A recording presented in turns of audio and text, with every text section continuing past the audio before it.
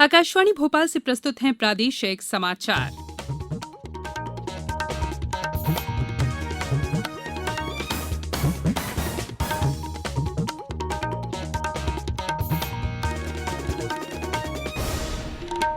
नमस्कार, समाचारों के साथ मैं संयुक्ता बैनर्जी। पहले मुख्य समाचार। सीबीएसई की 10वीं और 12वीं बोर्ड के बकाया विषयों की परीक्षाएं नहीं होगी। सरकार ने सभी प्रकार के आयकर रिटर्न जमा करने की समय सीमा फिर बढ़ाई। प्रधानमंत्री नरेंद्र मोदी 28 जून को आकाशवाणी के जरिए करेंगे मन की बात। और वर्चुअल रैली में भाजपा के राष्ट्रीय अध्यक्ष जेपी नड्डा ने बताई केंद्र सरकार की उपलब्धियां। अब समाचार विस्तार से। केंद्रीय माध्यमिक शिक्षा बोर्ड सीबीएसई ने आज उच्चतम न्यायालय को बताया कि पहली से 15 जुलाई तक निर्धारित 10वीं और 12वीं कक्षा की बकाया परीक्षाओं को कोविड-19 महामारी के मद्देनजर रद्द करने का फैसला किया गया है। बोर्ड ने यह भी कहा है कि ये परीक्षाएं बाद में आयोजित की जाएंगी। उच्चतम न्यायालय इस संबंध में दायर याचिकाओं की सुनवाई कर रहा था। सॉलिसिटर जनरल तुषार मेहता ने न्यायमूर्ति एएम खानविलकर की अध्यक्षता वाली पीठ को बताया कि 12वीं कक्षा के विद्यार्थियों के अंकों का निर्धारण पिछली परीक्षा के आधार पर आकलन करने के लिए भी एक योजना बनाई गई है। आईसीएसई बोर्ड ने भी सीबीएसई की तर्ज पर परीक्षाएं रद्द कर दी हैं। प्रदेश में कोरोना का ग्रोथ रेट 1.46% है, जो अन्य प्रांतों से सबसे कम है। वहीं प्रदेश में बुधवार को 6,617 टेस्ट कराए गए। राज्य में टेस्टिंग सुविधाओं में वृद्धि, सोशल डिस्टेंसिंग के पालन और फीवर क्लिनिक के संचालन से वायरस को नियंत्रित करने में सफलता मिली है। भोपाल में कोरोना के 32 नए मामले प्रकाश में आने के बाद इससे संक्रमित व्यक्तियों की संख्या बढ़कर 2,665 हो गई है। वहीं आज तक लगभग 1,900 व्यक्ति स्वस्थ होकर घर जा चुके हैं। आज 22 और व्यक्ति अपने घरों के लिए रवाना हुए। शहडोल जिले में कोरोना के 3 नए मरीज मिले हैं। उज्जैन जिले में अब तक 837 कोरोना संक्रमित व्यक्ति पाए गए हैं, जिनमें से 724 को इलाज के बाद घर भेज दिया गया है। इंदौर जिले में 40 नए मामले आने के बाद संक्रमितों की संख्या बढ़कर 4,507 हो गई है। जबलपुर जिले में 8 पॉजिटिव केस मिले हैं। अब तक जिले में कोरोना संक्रमितों की संख्या 373 तक पहुंच गई है, जिनमें 297 मरीज स्वस्थ हो चुके हैं।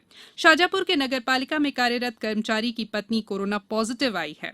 इसके बाद स्वास्थ्य विभाग की टीम ने अन्य कर्मचारियों का स्वास्थ्य परीक्षण किया। वंदे भारत के मिशन के तहत कोरोना संक्रमण के कारण विदेशों से भारतीयों को स्वदेश लाने का अभियान जारी है। आज इंदौर के देवी अहिल्याबाई विमानतल पर शारजाह और किर्गिस्तान से 2 विमान भारतीयों को लेकर पहुंचे। शारजाह से एयर अरेबिया की फ्लाइट से 158 यात्री इंदौर पहुंचे। इनमें से इंदौर के 66 यात्री हैं। सभी यात्रियों को 7 दिनों के लिए संस्थागत क्वारंटीन किया गया है। वहीं किर्गिस्तान से भी 148 यात्री इंदौर पहुंचे। इनमें अधिकांश विद्यार्थी हैं। कोरोना संक्रमण से बचाव के लिए इंदौर के देवी अहिल्याबाई अंतर्राष्ट्रीय विमानतल पर ऐसी मशीन लगाई गई है जो लोगों को निर्धारित 1 मीटर की दूरी का पालन नहीं करने पर चेतावनी देती है। इंदौर के सांसद शंकर लालवानी ने कहा कि इंदौर अपने आप में पहला शहर है जहां हवाई अड्डे पर आधुनिक तकनीक का इस्तेमाल कर शारीरिक दूरी बनाने की व्यवस्था की गई है।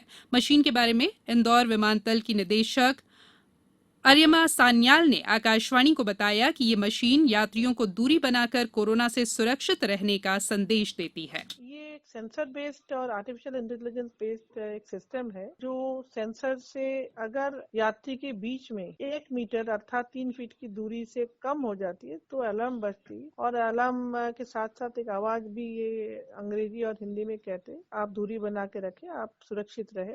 ये बेसिकली हम प्रवेश द्वार में जो यात्री प्रवेश करते हैं अभी वहाँ हमने लगाया है। ये जो सिस्टम है हमारे इंदौर की स्टार्टअप रिसर्च टेक्नोलॉजी ने निर्माण किए हैं। केंद्रीय प्रत्यक्ष कर बोर्ड ने वर्ष 2018-19 के लिए मूल और संशोधित आयकर रिटर्न दाखिल करने की समय सीमा इस साल 31 जुलाई तक बढ़ा दी है। बोर्ड ने वर्ष 2019-20 का आयकर रिटर्न दाखिल करने की समय सीमा 30 नवंबर तक बढ़ाई है। कोविड महामारी के कारण आवेदकों को हो रही कठिनाइयों को ध्यान में रखते हुए ये फैसला किया गया है। बोर्ड ने पैन को आधार से जोड़ने की तारीख अगले साल 31 मार्च तक बढ़ा दी है। ये समाचार आप आकाशवाणी भोपाल से सुन रहे हैं। हमारे समाचारों को अब आप कभी भी और कहीं भी अपनी सुविधा के अनुसार सुन सकते हैं। ये समाचार बुलेटिन यूट्यूब, ट्विटर और फेसबुक पर AIR न्यूज भोपाल पेज पर सुने जा सकते हैं। इसके अलावा आप हमारी वेबसाइट newsonair.com पर या AIR न्यूज ऐप पर भी समाचार सुन सकते हैं। ब्रेक के बाद समाचारों में एक बार फिर आपका स्वागत है।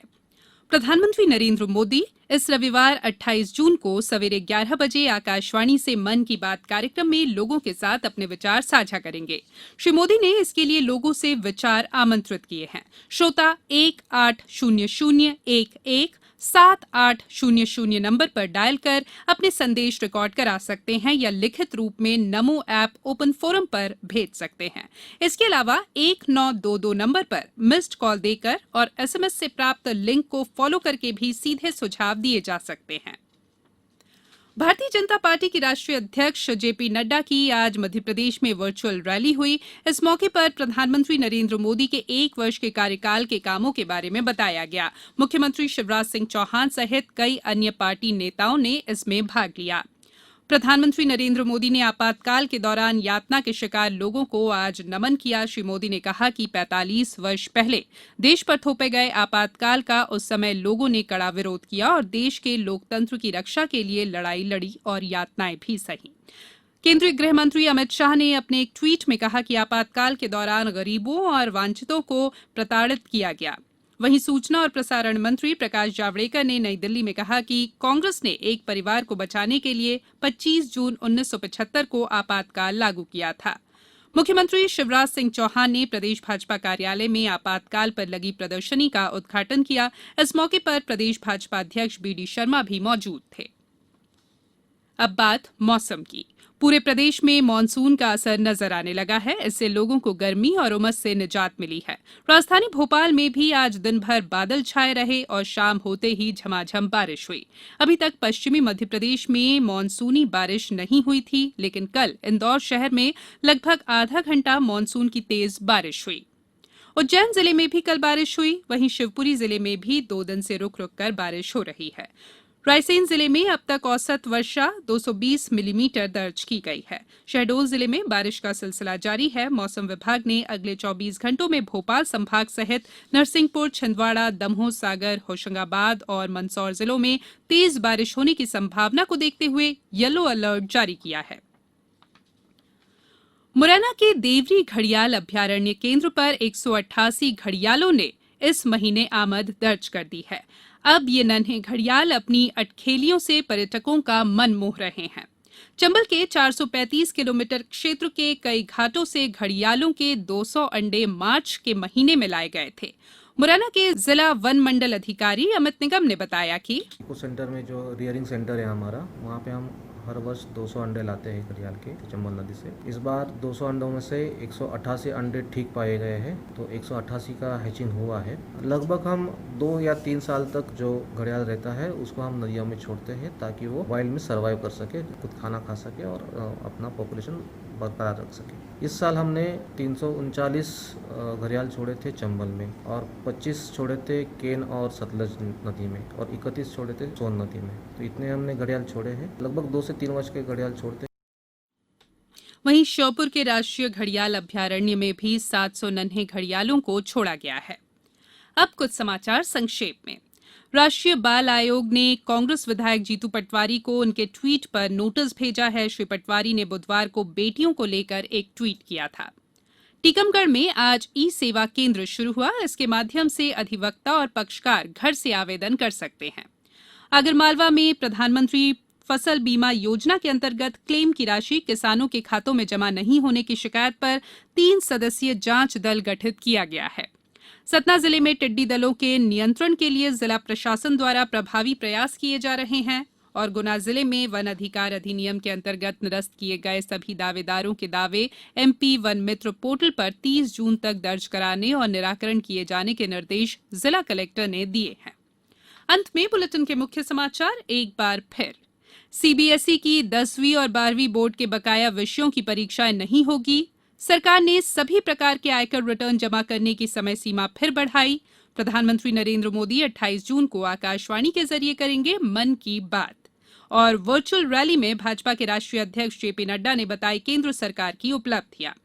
इस बुलेटिन में इतना ही। घर में रहिए, सुरक्षित रहिए और सुनते रहिए आकाशवाणी। नमस्कार।